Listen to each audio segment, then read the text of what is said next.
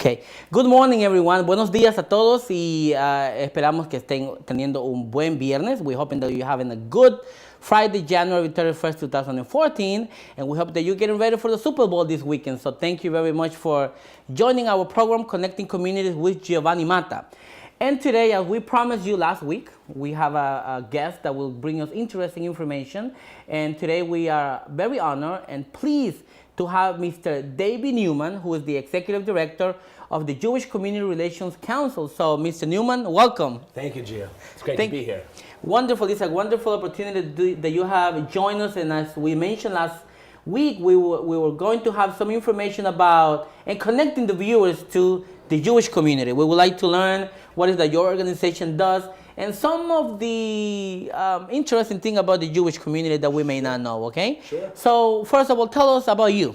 Sure. So I'm David Newman, and I serve as the Executive Director of JCRC Long Island. Okay. And we are a central coordinating body for the Jewish community.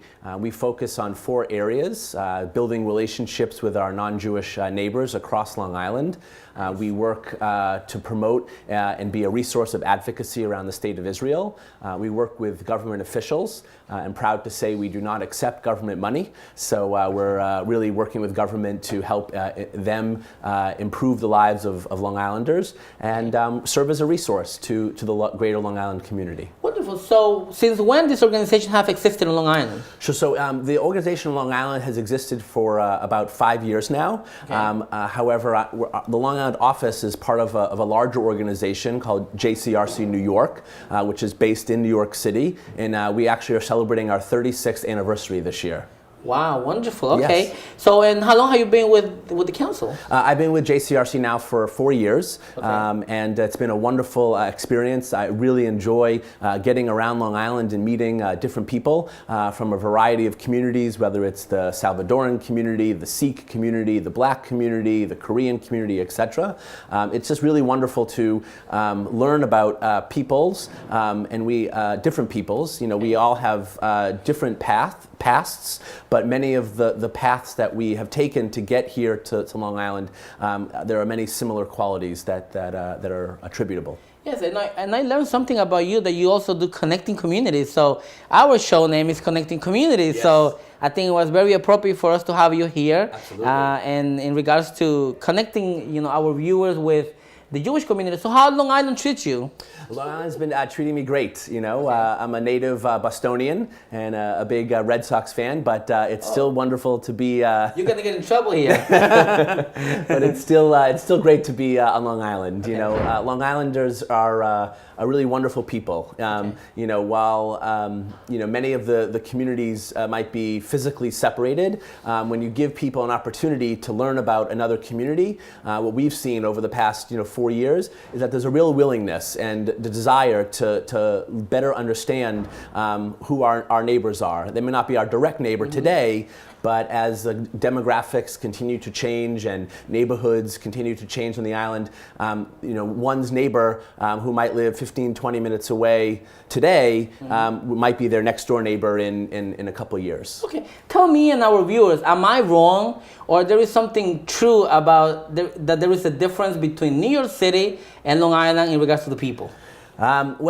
That's an age-old question, Gio, and I might plead the fifth on that one. But being a personal resident of Queens, many Long Islanders today, came from places like Brooklyn and Queens, or vice versa, right?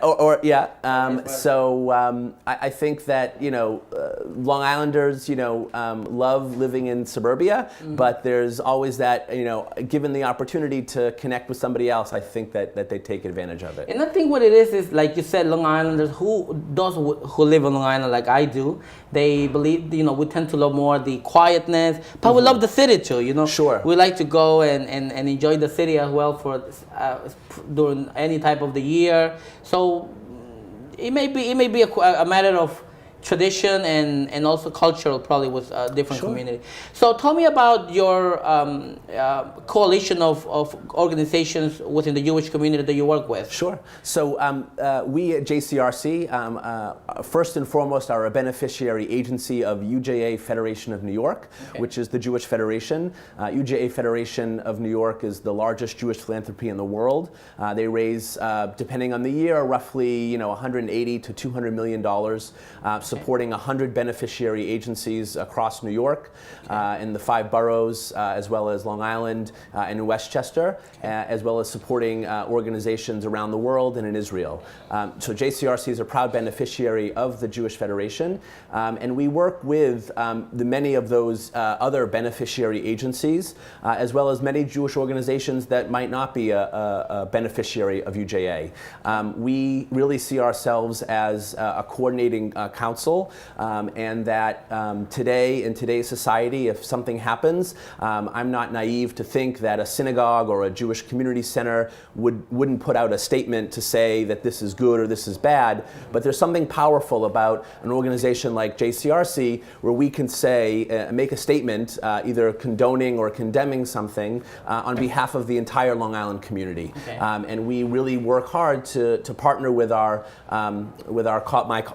professional colleagues and the wonderful volunteers that help support Jewish agencies across the island to make sure when we do speak, we're speaking for the larger community. Okay. Have you had any type of challenges connecting communities? We do connecting communities here, and of course, we want people to know things about the Jewish community. And have you had any challenge connecting as a Jewish community, serving others or helping other communities? Sure. What is one of the biggest challenges that you have faced connecting to those communities? Sure. So look, I think the biggest challenge is just the size of Long Island, right? There are so many people that live in Long Island and so many different communities. It's so hard to be in so many different places at one time. And it's good that you mentioned, just to make a parenthesis, according to this Brentwood School District, which is one of the largest school districts in New York, actually, after New York City, I was stunned when I learned that there is 51 languages spoken at that school district.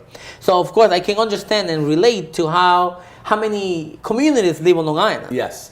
It's just interesting. I think that the statistic you mentioned about Brentwood is fascinating, but that's one small community on Long Island. It's 51 languages, and I think in New York City it's around 200. So it's not that far off. If you think about the size of Brentwood versus the size of all of the 5 boroughs. I'm proud to say that JCRC Long Island has been around for a little over 4 years now, but we're growing. We're looking to hire a part-time program associate. There we go, viewers. So if anybody knows someone, feel free to contact the show, and Gio will be able to get you in touch with me. But so going back to your question about challenges, Gio, it's really just identifying the different community leaders out there, because there are many different Jewish leaders, many different leaders in the Black community and the Hispanic community and the Sikh community, and we strive to really learn and meet those people so that we can develop strong coalitions with them. We do things around leadership training, we do things around quality of life coalitions, and we also do things around just good old fun, getting together, breaking bread, having a drink, sitting down and getting to know each other. Okay. What are, in particular to the Hispanic community, because Long Island actually has one of the largest Hispanic communities. Absolutely. Besides the language, which I think it may be a challenge at some point, any other challenge that you have faced with the Hispanic community? The Hispanic community is really fun to work with. There's such diversity within the Hispanic community, from Salvadorans to Puerto Ricans to Dominicans, but we've found it to be really enjoyable working with the community. Whether it's business leaders or pastors, from clergy is a better way to say it. Okay, wonderful. So, what about some food? Let's speak about food today. I remember when we started the show with Kareem, we mentioned that one of the things that we plan to have eventually in the show is food of different communities. So we would like to connect our viewers with all type of food that we can. Sure. Within the Hispanic community, we can say that there is about 19, 20 countries, Wow. and each one of those countries have different type of food. Sure. Like we have our, I was born in El Salvador, so we have pupusas, we have other things, and then Mexico has tortas and tacos, you know, Sure. and other countries have different type of food. So I think a good way of connecting connecting the communities through this show is food. Sure. Okay. I So agree. what is one of the food that Jewish eat besides the kosher? But what is some of the food Sure. that So we would like to learn? there's a lot of different Jewish foods. You know, Okay. the traditional Jewish food is, you know, matzo ball soup, especially when you're sick. A nice chicken matzo ball soup. There's within the Jewish community, there's different types of Jews that came from different places around the world. Okay. You have Jews from Eastern Europe, which their food, with all, you know, being that's my heritage, you know, not as exciting and flavorful as maybe some of the Jews that come from Spain or Morocco or Yemen. But there's a wonderful dish called moussaka, which is a really tasty dish. There's also some kube, which is meat wrapped in, fried in like a dough, which is really can add some spices in there, which tastes really good. Okay. So there's there's a lot of different options. Okay, that sounds interesting in regards to connecting the viewers to some of the Jewish food. Tell me about, I know you have, in regards to connecting communities, you have a wonderful program which I just learned some time ago in regards to the leadership program. Sure. Tell us a little bit about the leadership program Yeah. in regards to how you're connecting communities on Long Island and probably out of Long Island also with this program that you have. Sure. So yeah, we believe that that a great way to bring people together is around shared concerns and shared values. So we believe that every community wants to grow and thrive, and we in the Jewish community have been here for, you know, roughly about 200 years and have had some successes and some setbacks. But nonetheless, we feel that taking our expertise and imparting it to others and giving others an opportunity to come to a table and to learn about different areas such as coalition and partnership building, things like cultural competency, media relations, fundraising, government relations, etc.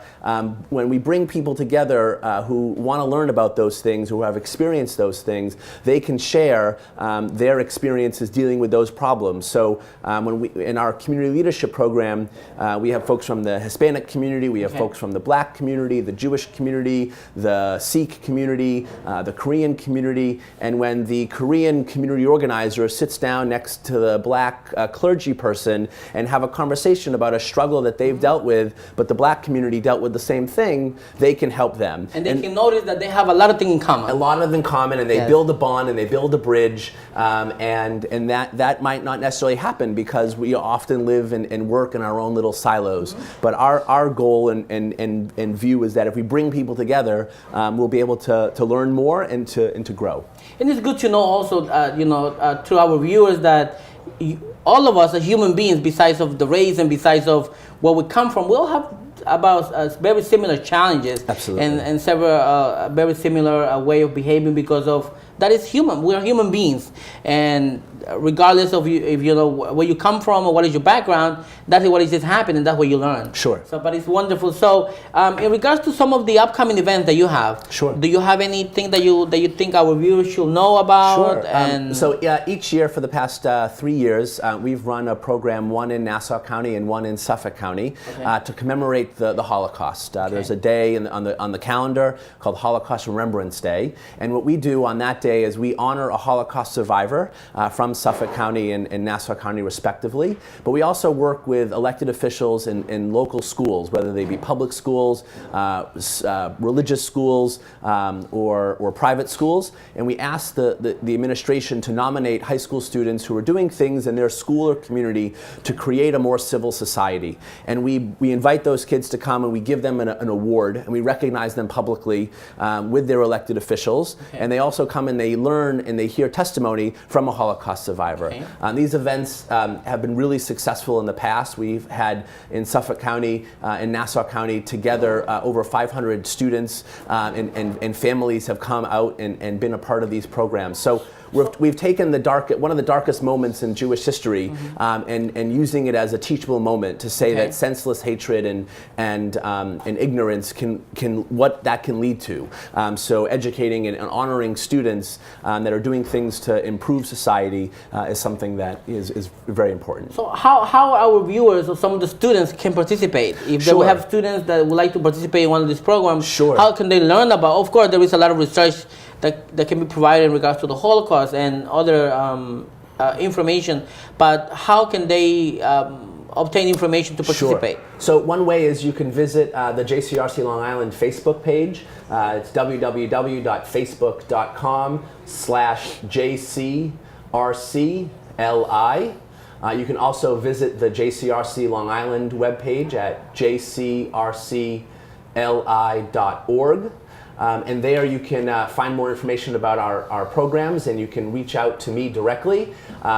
In the coming weeks and months, and by mid-February, if you're a high school student watching or you know a high school student, they can contact their principal directly, who will have information about how to nominate students for this great program.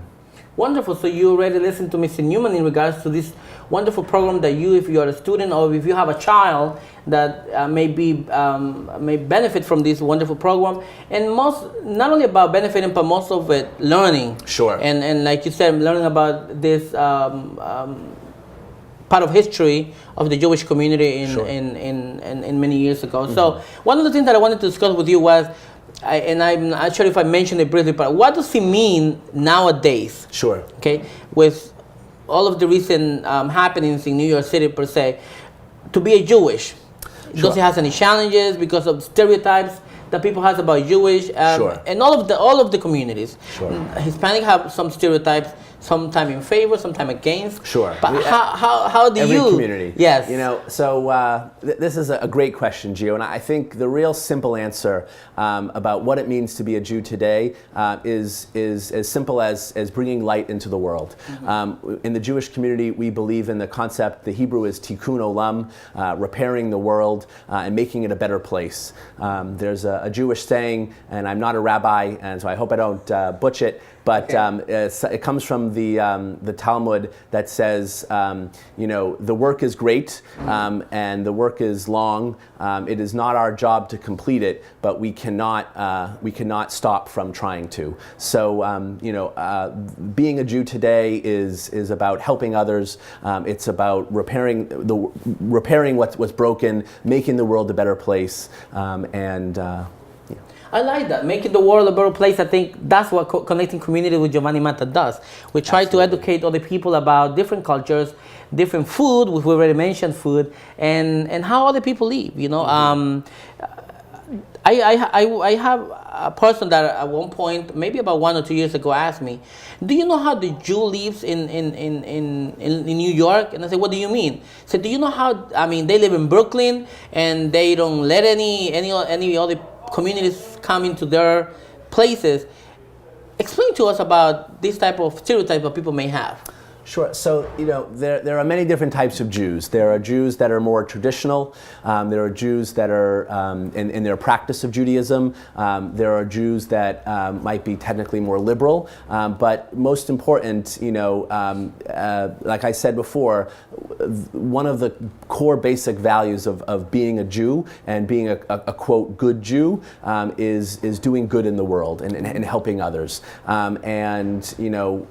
Some Jews feel that doing that within their own community is important. Some Jews feel that doing that going outside of their community is important. But nonetheless, it's helping others and making the world a better place. And I think that's an important thing. And I wanted to, of course, before we end the program, there is a wonderful book that I read, and I would recommend our viewers and those are probably who don't know much about Jewish. There is a wonderful book that I read in college many years ago, and it's called The Color of Water. Okay. Okay? And it's a black man's tribute to his white mother. Okay. And I think it's a very important book to read. So if you're watching us, I just remembered of the book, and I think I'll recommend our viewers to buy the book. And it's wonderful because The Color of Water is it's a lesson that you can learn about the color of skin, but also about the different of cultures that we may have. You may be Jewish, you may be Hispanic, you may be whatever, but we are human beings. Absolutely. And we all have different ways of doing things because that's the way we probably were raised, and that's the culture we were taught at a different nation. So as long as we deal with other people in respect and respect their traditions and learn about them, you know, it's a wonderful thing that at one of the meetings that we attended to the leadership program, I learned in regards to, I think it's a rabbi, right? The person that was with us, he mentioned about the importance of when you have a meeting and you're going to have a rabbi in terms of the food that they eat. Sure. So those are the things that it's not because, you know, a Christian person may not eat some sort of food also. So it's all of different type of culture and religious belief and all other type of belief that they may have. Tell us something more about the council, about the organization, something else that you would like the community to know about what your organization does. How can they reach out to you besides the information that you mentioned about the high school children? But is there any information that our community should know about your organization? I think first and foremost is that we're here to not only be a resource and to help, but we also feel that it's we can learn from other communities as well. It's not just about just because the Jewish community we may have been here, you know, in America for longer than the Hispanics or the Korean or the Chinese or the Sikh community. That doesn't mean, all that means is that we've been here longer. It doesn't mean that we can't learn from each other. I really believe that it's a two-way street in how we can help each other. So first and foremost is that we're here to learn and to be a resource. Wonderful. Any news from Israel? There's always news from Israel. You know, I would say that Israel is a wonderful country. As I mentioned earlier, we serve as a resource of information to the Jewish community, but really we really focus our efforts on the non-Jewish community. Many members of the non-Jewish community may read or watch TV and hear things about Israel, but there's much more to Israel than what's portrayed on the news. Israel is a leader in agriculture, and a leader in medical research, a leader in technology. There's a great book, Gio, you mentioned a book. I'll take a moment and mention a book called Startup Nation, which is a book about Israel and how there are so many different entrepreneurs in Israel and the different companies that have come out of Israel. It might be a small country, but there's a lot of heart and soul and a lot of wonderful things that emanate from that area. And we believe so. What do you think makes Jewish so much a successful community? People see it that way. Sure. And maybe not all of them, but a lot of, I will say the majority of people see the Jewish community as a very successful community in all aspects, economically, in education, and now in technology. Sure. A lot of the I will say the icons of technology are Jewish. Sure. So what do you feel that makes the Jewish community so successful, and why? Sure. Well, I thank you for the compliment, Gio. You know, there was a study that was done, I think probably about 10 years ago now, that said that 85 or 87 to about 90% of the Jewish community believes in sending their kids to college. Okay. We joke that that's the only thing that 85 to 90% of the Jewish community can agree on. Okay. So education is important. Education was stressed to me as a child growing up. It really wasn't a question that I was going to go to college. You know, in today's society where economics are a challenge, I know that Jewish families will do virtually anything to send their children to school. So I think, you know, why is the Jewish community so successful? Because of education, and I think a sheer desire to be successful. You know, if I think about my grandparents that you know came here, many years ago, they came like many, I'm sure, of your family members and friends, with very little in their pocket, not knowing the language, and were forced to become absorbed into American culture and to succeed. Because if they didn't, there really wasn't an option. So when I go across Long Island and meet different people, I hear stories of immigrants that are here working 1 and 2 and sometimes 3 jobs, and it's just very admirable and very similar. But it's education. So education is the key to success. Yes. We are listening to Mr. David Newman, the Executive Director of the Jewish Community Relations Counsel on Long Island. So we cannot go without mentioning music. Of course. Okay. Music for the Jewish. What type of music do the Jewish enjoy? What type of music you can recommend to the Jewish community? Well, not to the non-Jewish community that can listen about. Sure. How can we learn? So there's a lot of great different Jewish music out there. Klezmer music is a big part of Jewish history. Folk music. There's a lot of interesting folk singers, from the late Rabbi Shlomo Carlebach to other great folk singers. Some of my favorite Israeli musicians is a gentleman by the name of David Broza. He's actually has some, I think he's originally from Spain, and speaks Spanish and sings in both English, Hebrew, and Spanish. And David is a very accomplished musician. Wonderful. Yeah. So we're going to take a look at those. Please, I hope you enjoy. And we can learn. Okay. So before we close our program, we want to thank you for joining us. And of course, we cannot go without hearing some Hebrew words. Some Hebrew words. Yes. So, but we're going to let it to the end, and you're going to close the show with some Hebrew words in order for us to learn. Okay. How's that? Sounds good. How many words? We will do 3 words. 3 words. Okay, 3 words. So we're going to hold it to the end before one last question. Okay. And then we're going to make sure that we learn those words. We'll try to understand what it means and try to pronounce it as we tried. And in pronunciation, just want you to know that I had a terrible hard time pronunciating a word of the English language, which is refrigerator. Okay. When I was learning that word, it was the most challenging time that I had. I don't know if some of the Jewish community also face this type of challenge, but I did face a lot of problems pronunciating some of the words. So I will try to learn and have these words from the Hebrew language, which I always feel that is a challenging language to learn. Sure. Okay, but it's a beautiful language too. So I want to thank our viewers and all of the people that are constantly viewing us. Please continue to view our program every Friday. And of course, we thanks Blue Chip Marketing for being part of this wonderful initiative that we have with Connecting Communities.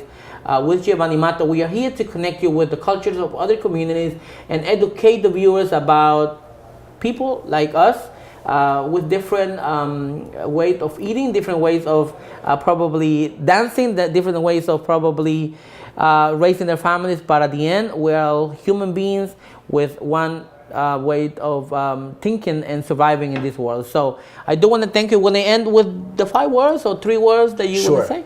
So we'll make this a little easy for you, Gio. One of the words will be your name. Okay. So it's Ani Ohev Gio. Ani Ohev Gio. Ohev.